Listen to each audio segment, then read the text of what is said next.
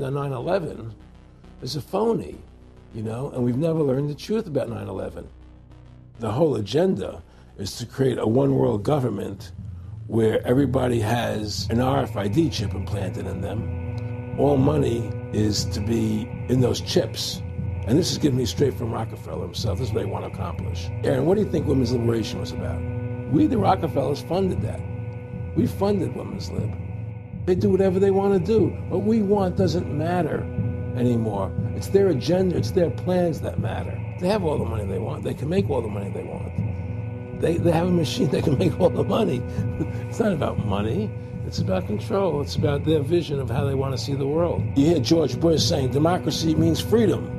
No, democracy equals New World Order. I believe God put me on this earth to be the best person I could be, and put everybody on this earth to be the best they can be. You have to stand up for what's right in life. And unless you do that, you're nothing.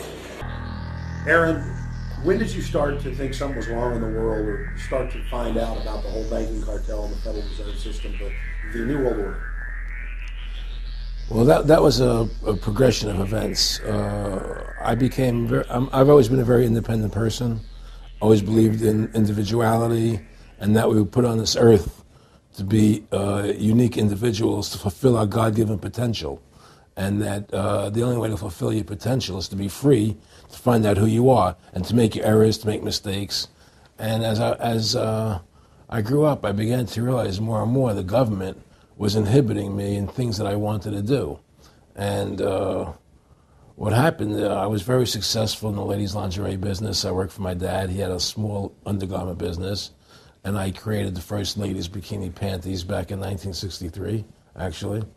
And then I opened up a nightclub in Chicago called the Electric Theater that opened up the day Martin Luther King was assassinated. All right, and so the city of Chicago was in flames the day my club opened, and nobody came out to the club. And well, what happened was that that was the year of the Democratic Convention in Chicago in '68, and so my club became a hangout for the hippies, you know, and because they wanted to go to Chicago and protest what was going on. And I was having a concert at my club one night to raise money.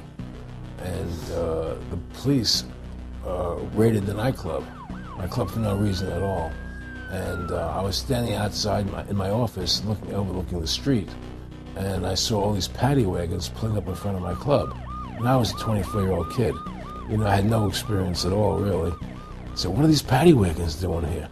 And then I saw all these cops getting out of the paddy wagons coming into my club. I said, oh my God, they're raiding me. And so I ran down to the stage, and I got on the stage, and I stopped the band from playing, and I said to the people in the audience, we're being raided, you know, so sit down on the floor, cooperate, and pull out your identification and cooperate with the police. And as I said that, two of the cops from behind threw me onto the floor and grabbed me and started dragging me out of the club. I'm going, you know, victory, victory, you know, I'm playing it for all it was worth at the time. I was a kid, and then I saw the fire department there, and the fire department was dumping garbage cans, the garbage all over the floor. And I thought to myself, well, why are they doing that, you know, very quickly as they were dragging me out?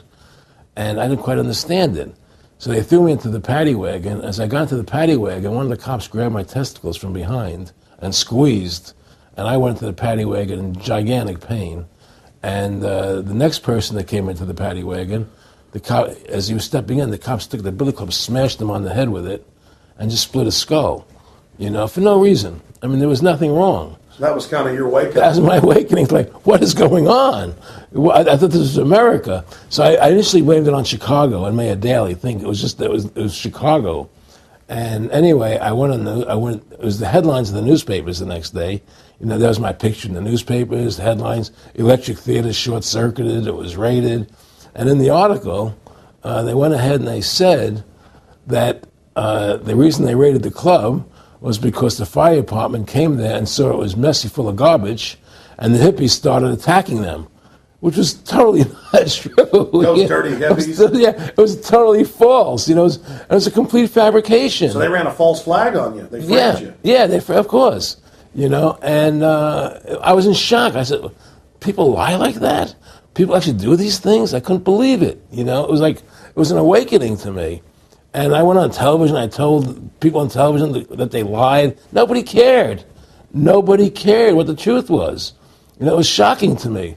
And then a week or 2 weeks later, I forget exactly what it was, two cops come to see me, a lieutenant and a sergeant, a captain and a sergeant. And they said, Mr. Russo, we're sorry if you got hurt that night at the club in the raid, but we're here to tell you that if you want to keep the club open, it's going to take $2,000 a month, and we're going to come see you once a month, and whenever we have to raid you, we're going to call you, you know, and we'll let you know we're going to come in tonight and raid you. This was mafia. Well, the police mafia, yeah. You know. And actually, it was actually more interesting that they said, listen, there's the A plan, there's the B plan, and there's the super deluxe plan. And this one will cost you, each one will cost you that much money a month. Which one do you want? What was the super deluxe? That's the one I took. That was a $2,000 a month plan. And I took that plan, and I paid them $2,000 a month, and they left me alone. And whenever they were going to raid the club, they would come there, we're going to have a phony raid tonight, you know, just to look good for the people in the neighborhood, you know. So that was your first big education? That was my education into corruption in government, you know, but I really thought that was basically Chicago. I didn't realize it was the whole country was like that. And so that was my wake-up call, that people lie and cheat and steal. And I thought everybody was always honest and nice and decent, and I had no idea about any of these things. Well, what happened with me was that they finally one day they came to me, and they said, look, we can't take your money anymore. I said, why, what's up? What's going on? I said, we have to close your club. There's elections coming, and the aldermen in the neighborhood don't want you open anymore. So we can't take your money. So I had to go to court and fight them, and they were trying to close the club. And then one night there was a fire, and the club never reopened again. The club just closed, and that was the end of the club. And they burned me down. And that was the end of my experience. And then I moved back to New York, where I met Bette Midler. And I ran into her at a little nightclub she was playing called The Improv, and I thought she was fabulous. And through a series of events, I began managing her. And as soon as I started managing her, her career took off like a rocket. You know, it was just fortuitous, I guess. And we became very, very successful. And through managing Bette, I started producing shows on Broadway where I won the Tony. And I produced a television show where I won the Emmy with Dustin Hoffman and Bette, you know. And then I produced The Rose for her, where she got Academy Award nominations. And then that led me to producing Trading Places, which everybody knows, you know. I think it's the best Eddie Murphy movie. Well, it's a good one. I don't know if it's the best, but it's a really good one. And I'm very proud I made that movie. Back in the late 80s, I was a pretty big silver trader and gold trader. And I don't think I've ever told this story on tape before. I was a pretty big silver and gold trader. And I always paid my taxes, and I took what was a legal tax deduction on my silver trades. And a few years later, I think it was 88 or 89 or something, the IRS claimed that what I did, and other people did as well, was now illegal. We couldn't do it anymore. But they made it retroactive. I said, what do you mean retroactive? It was legal then. I did what was legal. I said, yeah, but now we're making it illegal retroactively. And that's not good. So you owe us $600,000 or $800,000. For what? It was legal. How could you make something retroactive? Change the law backwards in time. It makes no sense. Well, we're doing it. And so everybody said they can't do that. So we went to court, a class action lawsuit. And the judge agreed with the IRS and said they could do it retroactively. And that's when I knew that there was something wrong in America with the IRS and the system here. You know, first of all, they can't retroactively. How can you do anything retroactively? Penalties and interest are a farce. The whole thing, because they do whatever they want to do. And that's when I realized America is not America. It's not the land that I was taught it was. Because they can do whatever they wish to do. And there's nothing the citizen can do about it. The Supreme Court has ruled that the IRS has no authority. The 16th Amendment did not give the IRS the authority to tax your labor and your wages. That's a fact. All right, the Supreme Court is the law of the land, you know, and the IRS does not trump the Supreme Court. However, that being the case, the fact is, if the mafia would come to you and say, we want $2,000 a month or we're going to hurt you, I would not advise you not to pay them, because you may get hurt by not paying them. Whether it's legal or not doesn't necessarily matter. You're going to get hurt if you don't. It's the same thing with the IRS. They can hurt you. They can put you in jail. They can torture you. So if you don't pay them, you may get hurt. So I never advise people not to pay. You know, I tell people, yeah, pay your taxes. Look what happened to Congressman Hansen. Yeah, Congressman Hansen's a great example. Pay your taxes. But you know what? Shut down the Federal Reserve System, and eventually you won't have to pay those taxes anymore. See, the IRS is a symptom of the problem. The real problem is the banking industry and the bankers in this country. That's where the real problem lies. That's the root of our problem. That's why we've lost America, okay? So, yeah, pay your taxes, because if you don't pay them, you might get hurt. And I've heard all the arguments, you know, what tax protesters say and so on and so forth. And I don't call them tax protesters. I call them the tax honesty movement, because they're being honest, you know, at least. But the fact of the matter is, you're being forced, you're being compelled to pay it, because you're facing jail sentences, you're facing time, you're facing corruption of the courts if you don't pay, right? And so you pay it, because you just like you'd pay the mafia. But with the mafia, at least you have the government to call and try and help you to get past the mafia, to protect you. Here you have nobody to protect you. The American people are living in a matrix. They don't understand the truth of how things are working in this country, you know. And let me give you an example of what I'm talking about. The very fact is that if you ask 100 people on the street, what kind of government is America supposed to be? 99% of them will tell you a democracy. America is supposed to be a democracy. But that's a lie. That's an illusion. The word democracy is not written into the Constitution at one time. It's not in the Bill of Rights. It's not in the Declaration of Independence. The Founding Fathers hated the idea of a democracy. They thought it was the worst form of government there is. And I agree with them. Because in a democracy, 51% of the people control 49% of the people. If you're part of the 49%, you're not free. America was founded as a constitutional republic. And in that constitutional republic that we have, 99% of the people can't take away the rights of 1%. You have your rights because you were born with them. You have God-given human rights that nobody can take away from you. The government, the majority, no matter who they are, I can't take away your rights. And that's what our founding fathers gave us. But the psychological operations that they do to us, they make us believe that we're a democracy and that majority rules, you see? And they want you to believe that. Because then they tell you this poll says this many want this and this many want that and this many want this, and it doesn't have anything to do with anything. Well, Hitler was elected. Hitler was elected. Hitler did everything legally. And in a constitutional republic, a minority is protected against a majority. Wasn't it Benjamin Franklin, to paraphrase, that said democracy is two wolves and a sheep voting on what's for dinner? Exactly. And then he also said, in a republic, the sheep would have a gun to protect himself.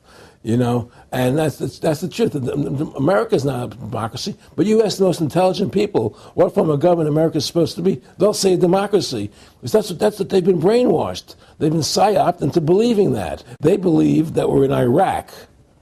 They believe we're in Iraq to promote democracy. The word democracy, you hear George Bush saying democracy means freedom. No, democracy equals New World Order. Democracy equals slavery. The word democracy is not synonymous with freedom. It's the opposite of freedom. Democracy is the worst form of government you can have because it's majority rule. And the government can tell you exactly what they want to tell you to do because the majority wants it. I don't care what the majority wants. I live my life as I choose. And if I don't commit violence, theft, or fraud against another human being, I can live my life as I wish. That's my choice. And if I'm allowed to make mistakes, because when you make mistakes, you learn from them. You grow as a human being. We're put on this earth to become the best individuals we can be, to fulfill our God-given potential, right? We're not here to put on this earth so that the government can tell us how to live our lives and what we must do. We put into these systems and these paradigms. No. The same thing in health. If you're sick, you have to have a certain protocol. Nonsense. Be individuals. Think for yourself. Have critical thinking.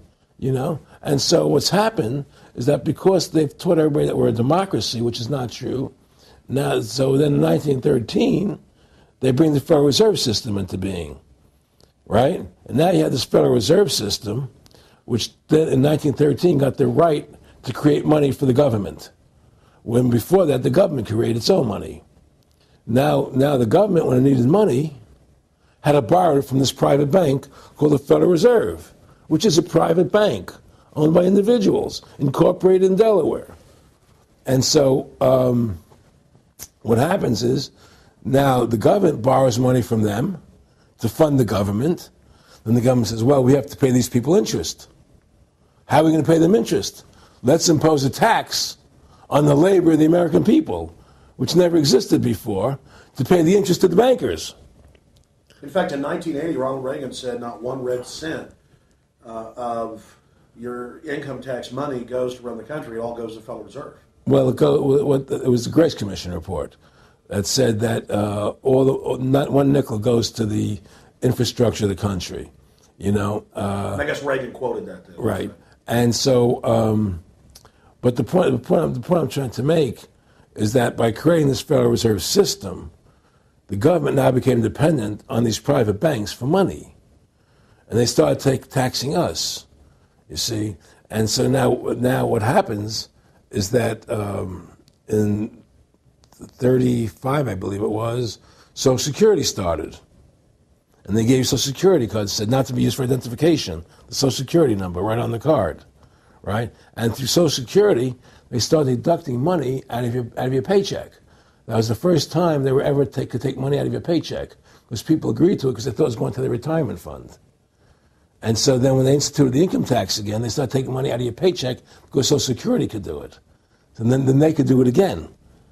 You see what I'm saying? And so now they've even taken control of the tax payment itself. I mean, literally like you're a slave. They're taking it right there when you make it. Exactly. They don't even trust the public enough to send them a check. Themselves. Right. So they take it out automatically because they know people aren't going to want to pay it. So what's happened is that through the implementation of the Federal Reserve System, the government has become vested in these bankers, and they get their money from the bankers. And so then they impose a tax on us, which makes us more slaves, makes it more difficult for us to survive, right? Giving them more profits. And now what's happened is that through the Federal Reserve System, the bankers have pretty much taken control of our government. It doesn't matter Republican and Democrat anymore, because they're both the same.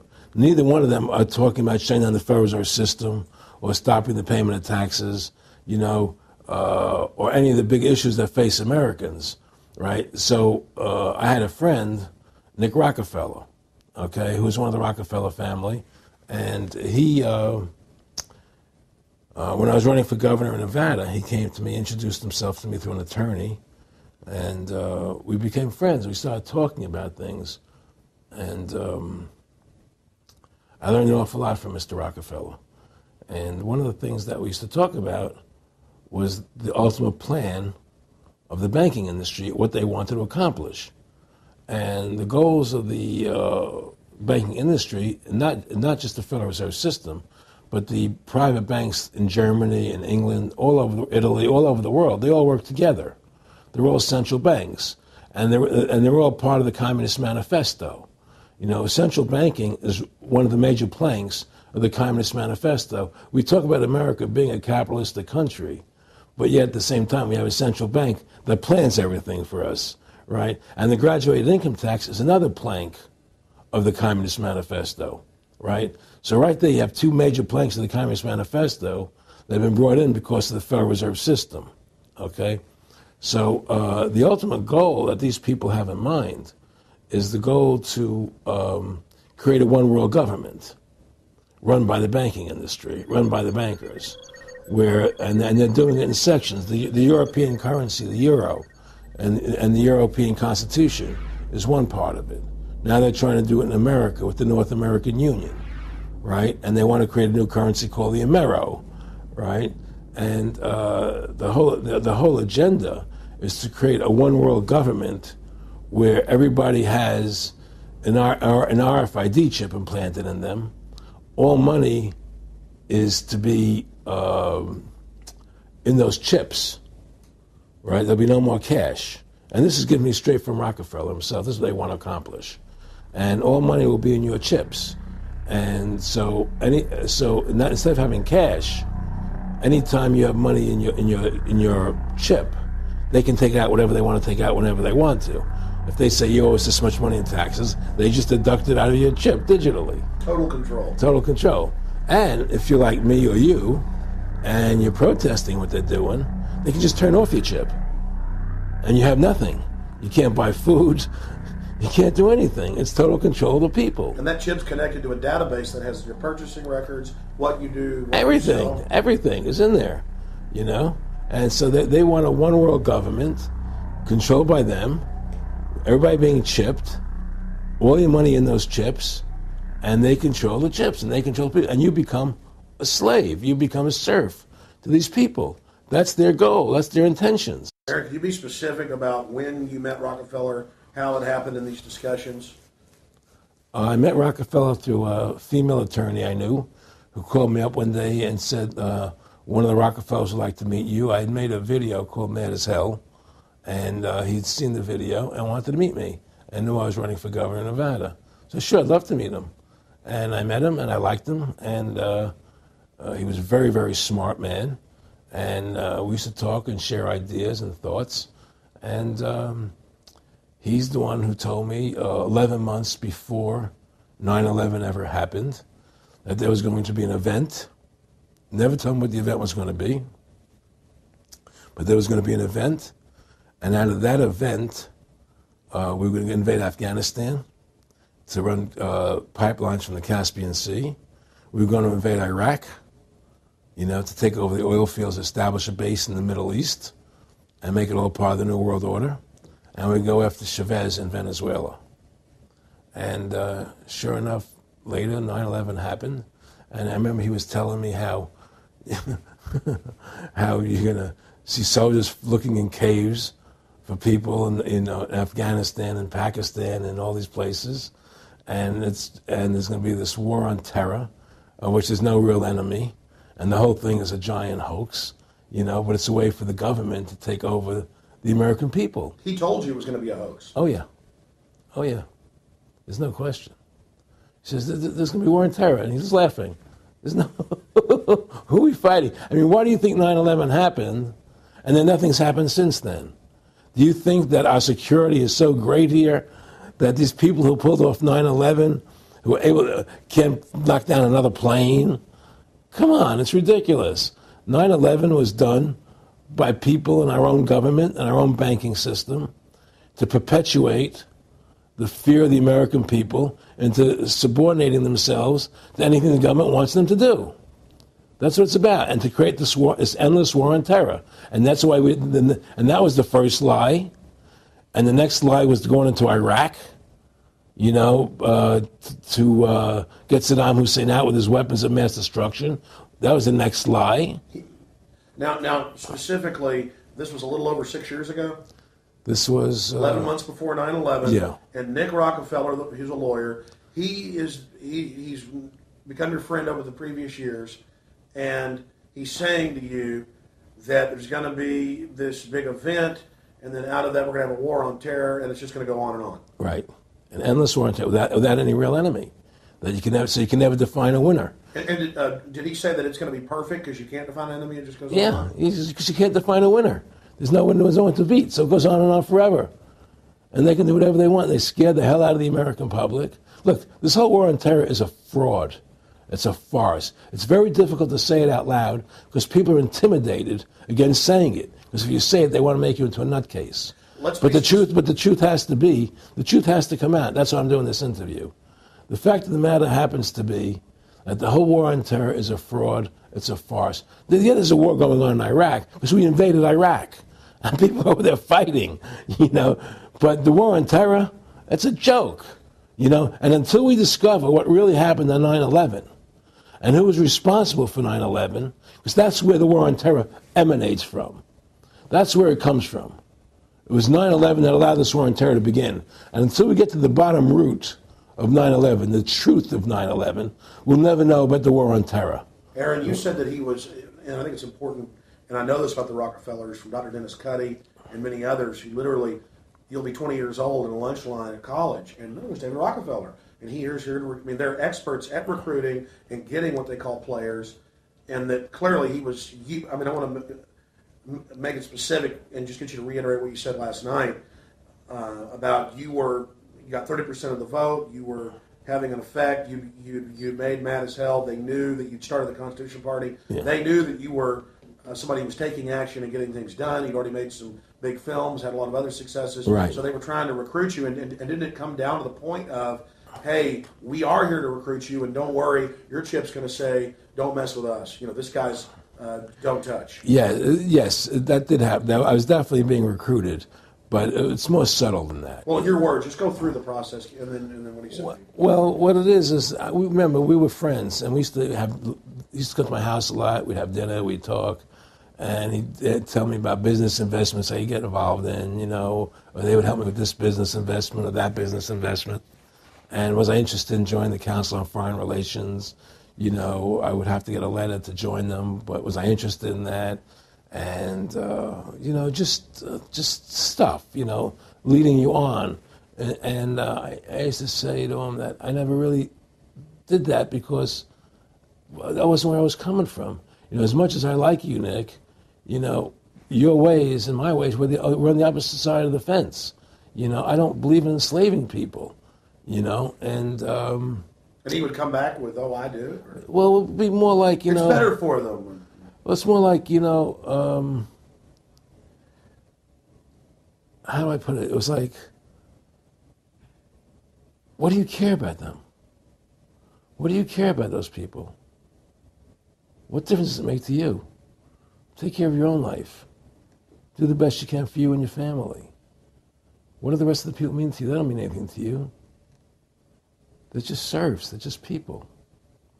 It was just a lack of caring, and that's just not who I was. It was just sort of like cold, It was just like cold, And I used to say to him, what's the point of all this?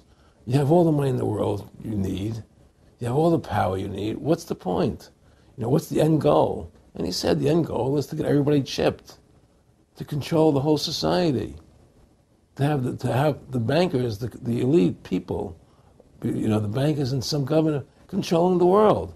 And I said, all the people in the Council on Foreign Relations believe this way you do? He said, no. Most of them believe they're doing the right thing. A lot of them believe it's better off being socialistic. We have to convince people that socialism is really capitalism. Because America is becoming a socialist country. It's a communist country today. And here we are years later after Aaron Russo points out that this is not a capitalist or free market country, but is really socialist. In fact, here's the cover of Newsweek. We are all socialists now. But this isn't the socialism the public thinks it is, where the government robs from the rich to give to the poor. Actually, it's always the big banks, the elites throughout history that fund socialism.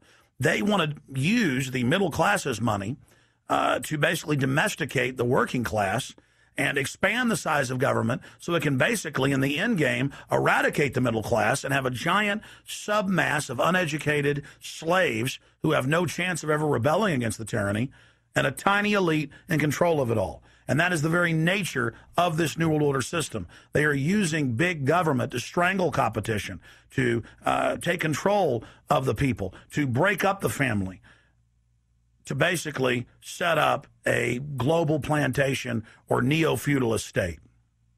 Well, one of the things they told me was that he was at the house one night, and we would talk, and he started laughing. He said, Aaron, what do you think women's liberation was about? And I said, I had pretty conventional thinking about it at that point. I said, I think it's about women having the right to work, getting equal pay with men, just like they won the right to vote. And he started to laugh. He said, you're an idiot. And I said, why am I an idiot? He said, let me tell you what that was about. We, the Rockefellers, funded that. We funded women's lib. you know? And we're the ones who got all over the newspapers and television, the Rockefeller Foundation. He says, and you want to know why? He says, there were two primary reasons. And they were, one reason was we couldn't tax half the population before women's lib. And the second reason was, now we get the kids in school at an early age. We can indoctrinate the kids how to think. It breaks up their family. The kids start looking at the state as the family, as the school, as the officials, as their family, not as the parents teaching them. And so those are the two primary reasons for women's lib, which I thought up to that point was a noble thing. You know, when I saw their intentions behind it, where they were coming from when they created it, the thought of it, I saw the evil behind what I thought was a noble venture. Aaron, did you know that Gloria Steinem, in one of her own books, now admits the CIA funded Miss Magazine? No, I had no idea about that. No, I never heard that. Yeah, we're going to... CIA funded Miss Magazine? Funded Miss Magazine with the stated goal of taxing women and breaking up the family. No kidding. I never heard that. Well, Nick told me. I mean, I know it, but not because I know the CIA was involved in it. Well, Gloria Steinem was proud of it. Oh, the CIA wanted to help me help women. No kidding. So they funded it, yeah. And of course, it's divide and conquer. Right, and of course. What they do is they focus in, obviously, on real problems. Women were getting shafted in many ways, but the elite wasn't planning to help them. They were planning to really shaft them and take men away from them. Look at what they did with black families. You only had about 10% illegitimacy 50 years ago in black communities, and now it's over 90%. And look at welfare. You were going to give you some money, but you can't have a man in the house. Right. And so that was further to degrade the family. Totally destroyed. And now illegitimacy is over 50% in the general population. Right. Well, see, the whole thing is these people control the money, so they make all the rules. You understand? And they put whatever rules they want into effect. And the truth is, America has really become a socialist, communistic country. And everybody says it's a capitalistic country. It's not a capitalistic country. You know, how could it be capitalistic when you have a central bank? That's the first. It can't be. You know, it's a planned economy. It's a planned economy. It's a phony. If they want to create prosperity, they just print dollars. They just make dollars or put digits into the economy, and now you have prosperity. You don't have real prosperity. You don't have real manufacturing. You just have money being injected in. It's an infusion of credit, which only makes the government go into more debt. Into more debt. The Federal Reserve is poison to our country. Of course it is. It's poison. Whoever makes the money makes the rules. Rothschild said that, and they make the money. Why are we allowing these private bankers to make the money for our country? It makes no sense. Why are we paying interest to these banks to make money for us when the government can do it itself without paying interest and without all that debt? There's no answer to that question, and it's the question no politician will raise. Everybody talks about America's debt, how much debt we're in. We're in debt because we have to borrow money. But we don't have to borrow money. They designed it so we go into debt. Exactly. We can create the money and back it by gold so they can't create too much of it. So you don't have the inflation. And do what the founding fathers gave us. But instead, the bankers make the money, they control the government, they buy the politicians, they tell us who gets into office.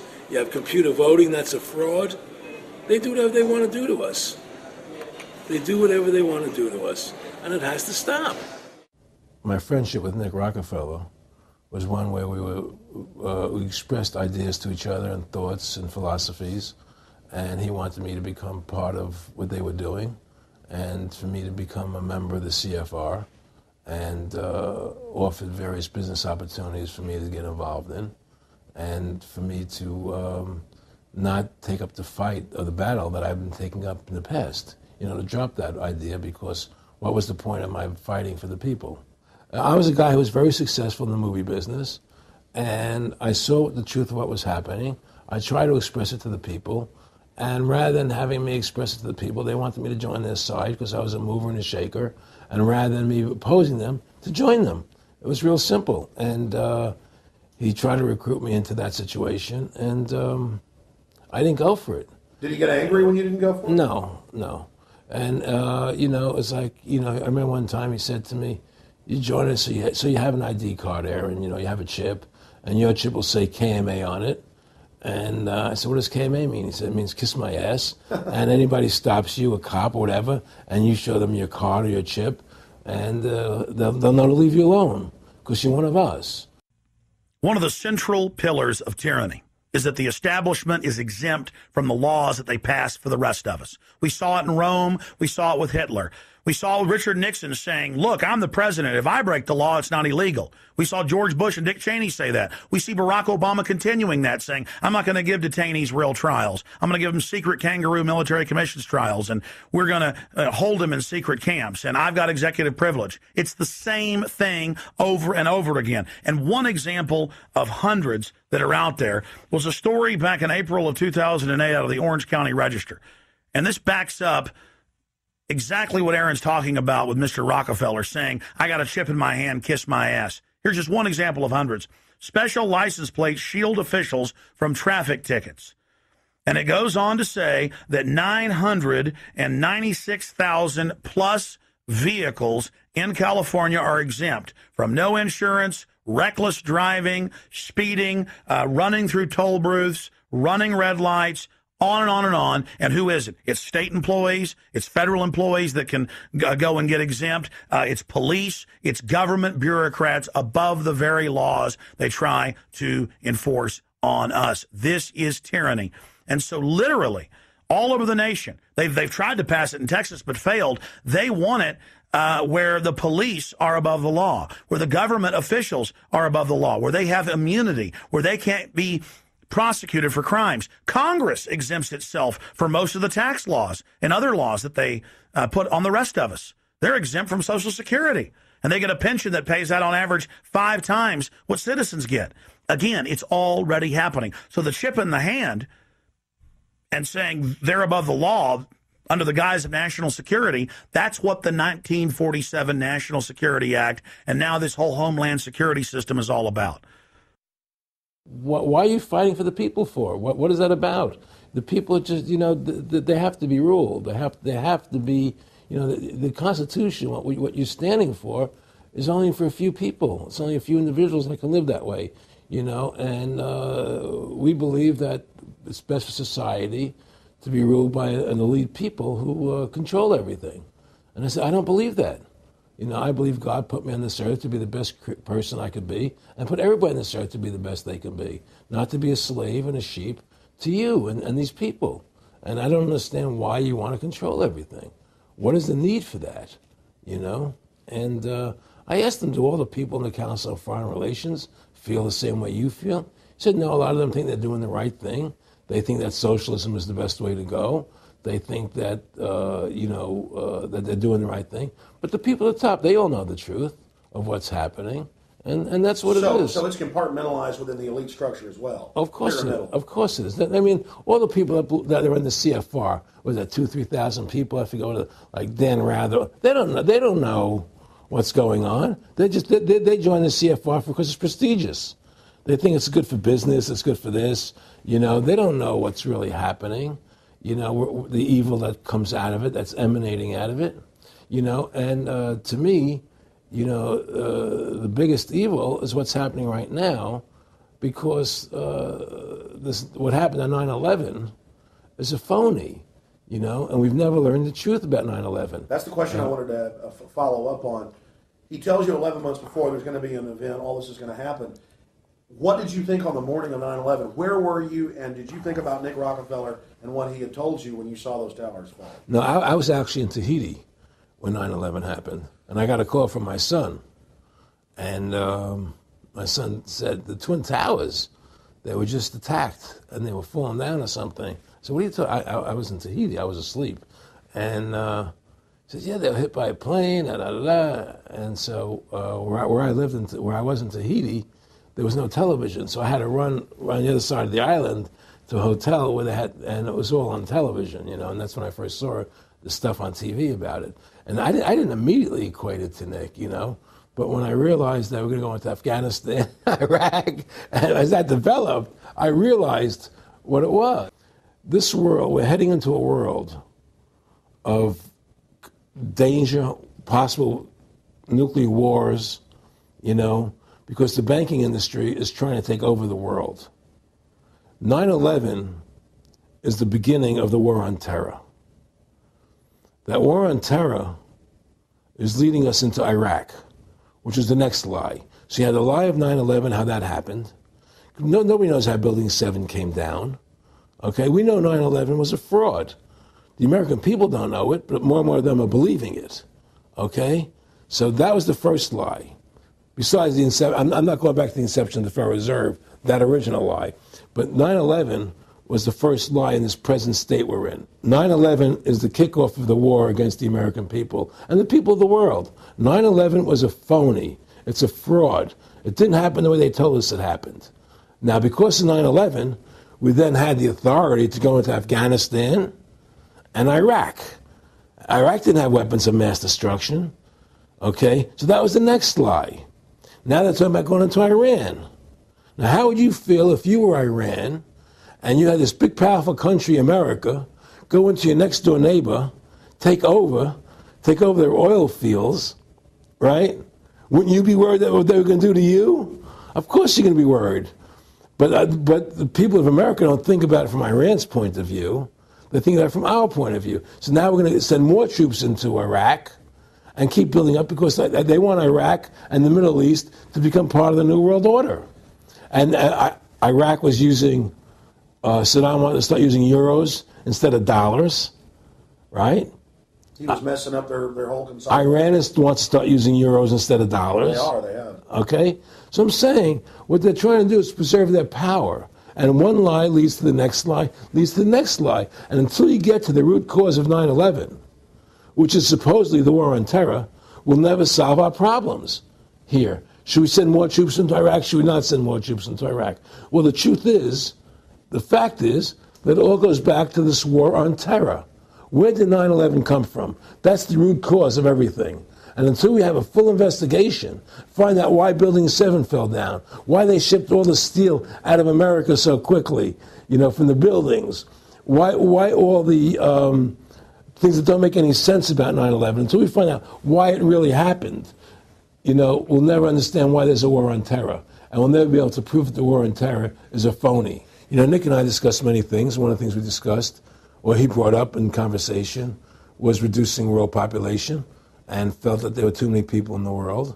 In a way, I agree, there are too many people in the world, but I don't think I have the authority to say who's going to die and who's not going to die, But they felt that they wanted to reduce world population, and he felt that it should be reduced by half. He even mentioned to me once they were having a real problem trying to solve the Israel-Palestinian problem. And he talked to me once about they were playing with the idea of bringing Israel to Arizona, and taking all the people from Israel and giving everybody $1 million and setting up Israel in the state of Arizona. Unbelievable. To end that problem, because that's a problem that they're not in charge of, in a sense. They're not controlling that problem. They're very arrogant. They can do whatever they want to do. We've given these people the authority to create money out of thin air, and through that device, they control everything. And if you want to win the battle to stop that, you have to deny them the ability to create money. It's only because they can make money that they have all this power. They literally have the money machines. They have the money machines. They can print it. They can do whatever they want to do. They own everything. Aaron, we'd take over pretty quick if we were the guys that issued the money. Everybody had to come give us real assets for the use of this money we just printed up. People. I tell people, why in the world does the American government borrow money from the banks when they have the ability to create it themselves without borrowing it and paying interest on it? Why? And nobody can answer that question. Not one politician ever raises that. Why does the American government borrow money when they can create it without paying interest? Well, we did create it up until 1913. And so people say, well, because if the American government does it, it'll create inflation. That's the answer. I say, well, let's look at it. The American government has the Federal Reserve do it, which creates the same inflation as if they did it. But also with the inflation, now you're getting massive debt. So with the Federal Reserve, you have inflation and debt. Now, if the American government made the money, backed by gold, which limited the amount they could make, you wouldn't have debt and you wouldn't have inflation. But inflation was only about 50% from the 1780s, I've looked it up, until the late 1800s. And then we have the central banks already trying to cause some panics, which they then used to push the Federal Reserve. And if we look at inflation since 1913 into 2007, it's exponential. In fact, a dollar is worth about 2 pennies what it was worth in 1913. Former Federal Reserve Chairman Alan Greenspan doubled the money supply from 2000 to 2006. And then Edward Bernanke, the new Fed chief, came in and said he was going to double it again in the next 2 years. And then he said, now I'm going to make the money supply numbers secret. And so now we don't even know. Right. But the evidence is they are just, in the curve of inflation, it gradually grows. And then suddenly at a point, it goes straight up. And it seems it's parabolic, yeah. Yeah, parabolic. But the thing is that the only thing I disagree with you on from early 1800 to 1913, there was no inflation other than during the Civil War. When Lincoln was Well, I'm talking about how much a dollar was worth. And I know it never changed. There was no inflation. In that whole 100 years, there was no inflation. People knew what the money was worth. They could retire. They knew what it would cost them to live their lives out. There was no problem. It was only since 1913 when the Fed came in that we created massive inflation and massive debt. So then what you said earlier, then there really wasn't inflation. There was no inflation. So you don't get inflation when the government issues the money, at least in the U.S. history. Well, not if it's backed by gold. Well, exactly. But I'm talking about, and I did look this up, and I believe that if you look after the country was set up, and some of the things happened with Andrew Jackson and the rest of it, there were points where it spiked and there were manipulations. There were points, mostly during the Civil War. Yeah. And that's because Lincoln printed so much money. Exactly. That's right. But once that ended, but basically there was no inflation other than that during that short period of time. A loaf of bread was a loaf. Of course, the same thing. People could plan their lives. Today, they plan inflation. Now you have two parents working. They can't afford to pay for their family anymore. The kids are going to state-run schools now. The kids are being indoctrinated how to think. They're being given Ritalin. They're being given all these drugs. The whole country's being dumbed down. It's all because of the Federal Reserve System. And the Federal Reserve System and these bankers are responsible for the demise of America. And if we ever want to win this battle, you must shut down the Federal Reserve System. The thing is, we have one advantage. That they need us to cooperate. See, if we don't cooperate with them, they can't win. And so they always need our cooperation to go along with their programs. So they try to sell us. Right. They try to sell us. Democracy, this majority says this, believe in this, do that. The war on terror, we got to be scared. They're always trying to do things to sell us so that we'll go along with them. And once we learn not to cooperate with them, then we win the game. When folks are sick of Obama in 4 to 8 years, they're going to put a Republican in, and they'll put out different rhetoric, but carry out the same operation. Because as the top Senate Democrats said, the bankers own the place, even though they engineered the crisis. And make no mistake, they did engineer it by design. Their own documents, their own IMF and World Bank documents admit that. And out of this crisis, they're setting up the new Bank of the World, according to Time Magazine and Newsweek and the Wall Street Journal and just hundreds of publications with headlines like, "And now for world government," in the Financial Times of London. They create the crisis and then say, okay, our Ponzi scheme's falling apart and bankrupting you. Give us $12.8 trillion in the first 6 months of the banker bailout. And now they say, we'll set up a Bank of the World you pay your carbon taxes to, and private bankers will rule your life, and we'll pay private greenhouse gas carbon taxes to 2 firms owned by Al Gore, and this is publicly admitted. This is how bad the scamming is getting. And we've got to wake up. We've got to say no. We've got to get angry and get in the face of the New World Order. Again, the private offshore bankers own America. They own both parties, but they get you in a rah-rah, Coke versus Pepsi, Redskins versus Cowboys, fight. And you get in this little political fight as followers instead of looking past that to the actual global elite and what they're setting up. So through these bankers attempting to taking over America, knowing that America was the freest nation in the world, it was necessary for them to take over America, take away our gun rights of freedom to bear arms, and create a country where we become slaves. Because once they take over America, the rest of the world becomes a lot easier for them. And so, by creating 9/11, an event to terrify the American people that were being attacked by terrorists, you create a world where there's an enemy that can never be pinpointed. You can never win the battle. It's a 100-year war. It's a never-ending war on terrorism, right? So you're always fighting this war.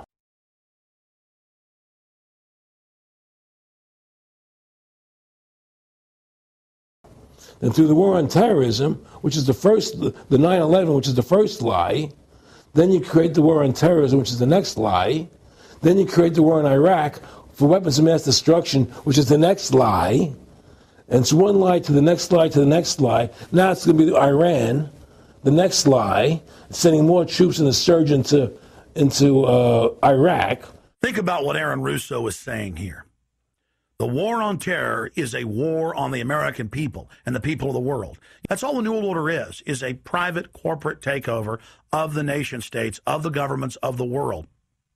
And then these private corporations bring in a tyrannical form of neo-feudalism that they call corporatism or fascism. Mussolini said that fascism should properly be called corporatism, and that's what it is. And they create the socialism to get control of the wealth and to control society, and then they pipe the profits to themselves. So they socialize the general public to get control of us, but it's private above us.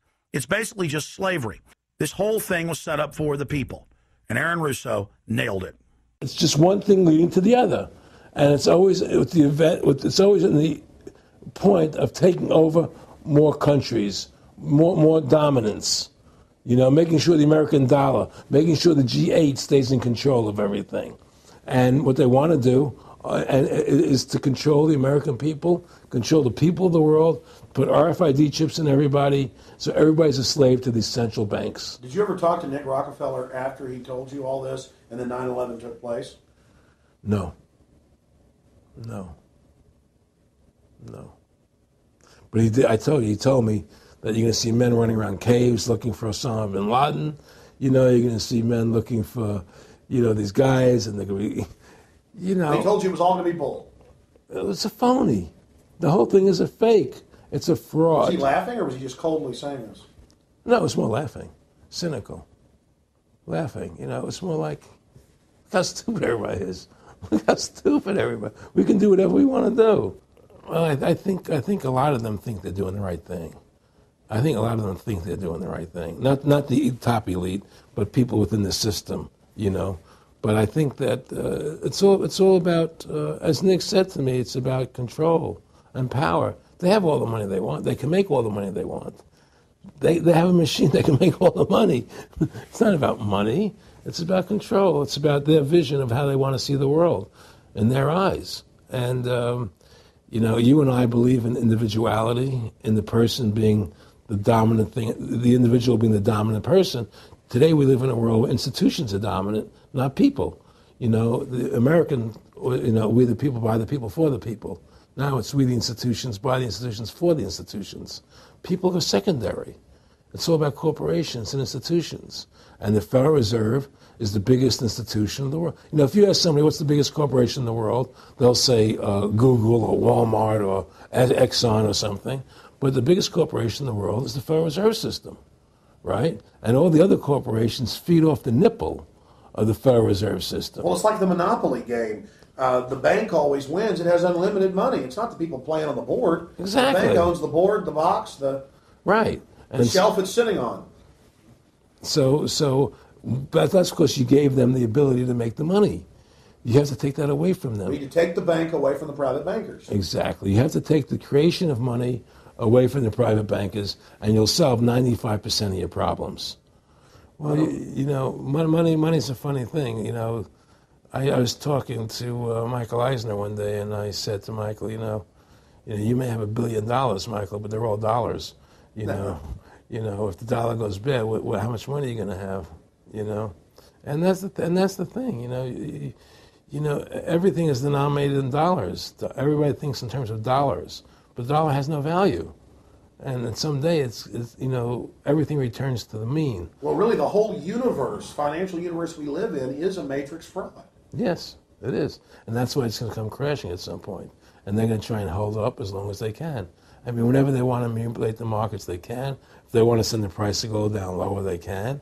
If they want to send the stock market up, they can. They do that. There's no more free markets. You don't live in a society where free markets rule anymore. You don't live in a capitalistic society. But meanwhile, they say it's capitalistic and free market all day, when really they're waging war financially and politically. Exactly right. Aaron Russo, I want to thank you for this interview. Anything else you want to add? No, I'm happy to do it for you. How about your website? My website, freedomtofascism.com. Go over there, take a look at it. But just, folks, all I can say is, take our country back, restore the Constitution. Don't let these bankers do this to us anymore. Stand up. Don't be afraid of them. And do what you got to do, And I have plans in the works. And when I get over my problems, we'll reveal them, And I'll be supportive of that. Thank you, Alex. And listen, you've done a great job alerting people to the truth. And in other words, don't be afraid to be ridiculed by these people. If 9/11 was a phony, and I know it was, then stand up and say it's a phony. Don't be scared to tell the truth. Don't allow their powers of trying to make you look silly to frighten you. What do you think of what Charlie Sheen did? I love what Charlie Sheen did. I was so respectful of what he did. I just applauded him. People saw right through that attack. They flipped a light switch when they went after him. Yeah, but they don't. You see, the thing is that more people don't come out and do it. To build that wave. Charlie did it. I'm really proud of the guy. David Lynch did. But the media was smart and didn't bite this time. Right. I mean, a few people have, but they're not picking up on it because they control the media. James Brolin did on The View. I heard that as well. But again, they're not picking up. Barbara Walters looked like she's about to have a heart attack. But they don't pick up on it. You see, they don't allow it to go anywhere. It comes if someone says something, they let it die. But they keep perpetuating, the war on terrorism. They keep perpetuating all these things that are lies. And because we've given the Federal Reserve the money-making power, they control the media, they control the government, and they're all in bed together. So you're fighting all this propaganda all the time. And it's a very difficult fight.